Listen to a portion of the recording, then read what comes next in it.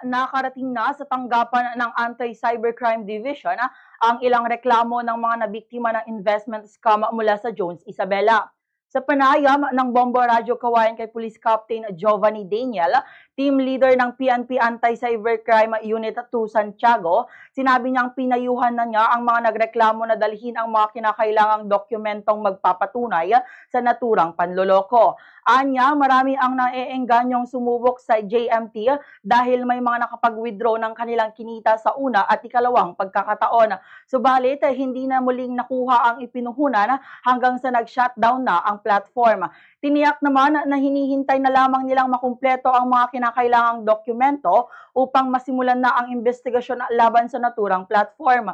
Nilinaw rin anya na walang kaugnayan sa kanilang organisasyon ang sino mang nagpapanggap na opisyal na umano'y humihingi ng pera kapalit ng investigasyon. Pinapayuhan ng mga biktimang nakatanggap ng tawag mula sa mga umano'y opisyal ng PNP Anti-Crime Division na agad itong iulat sa pinakamalapit na tanggapan ng PNP upang ito'y mabigyang pansina.